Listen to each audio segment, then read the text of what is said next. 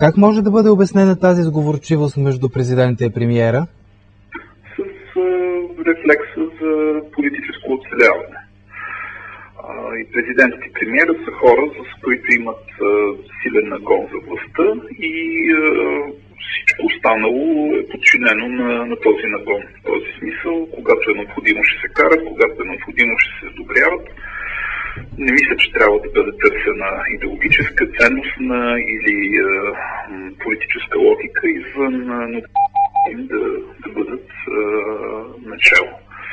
Проблем е начало на какво? Тъй като българското общество в момента, включително българската държава, е в доста окаяно състояние и все по-малко примамливо става да си в позиция на социална власт и да носиш отговорност за това, което се случва. Но така или иначе тази страст да си властник изглежда се поглъщаща и със сигурност тези двама човека са подвластни на тези страсти. В този смисъл аз смятам, че напълно нелогичните от гледна точка на биографична, политическа или идеологическа и ценностна логика ходове, които виждаме в моменти, които предстои да виждаме все повече,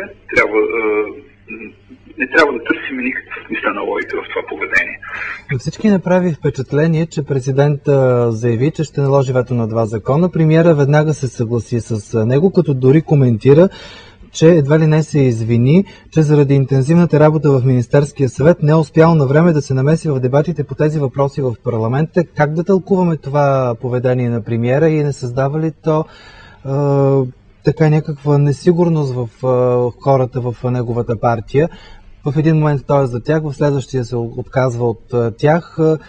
В един момент те защитават едни решения, след това може би трябва да гласуват против тези решения, които са гласували преди това. Според мен имаме отдавна вече известно, тези последни развития го потвърждават, че хората от партията нямат никакво значение, освен продължение на волята на премиера Бойко Борисов. Значи те са фигуранти, които трябва да легитимират или да репрезентират неговата гледна точка.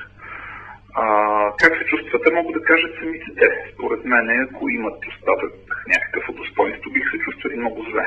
Но след като се изправят да играят в тази игра, след като от самото начало е ясно кой е командира и след като са приели тази позиция, не виждам защо трябва да им се чувстваме и да ги жалиме.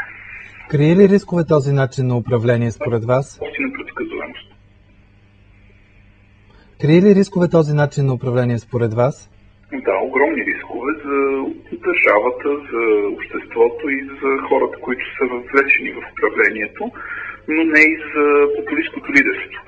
Основният принцип на всяко популистко харизматично лидерство, като това на Борисов, е, че то трябва на всяка цена да запази високата подкрепа.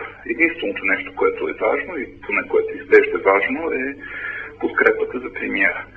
За да се запази тя стабилна, се жертва стабилността на всичко останало, на дневния ред, на хората, които го изпълняват, на политическите позиции, на администрацията.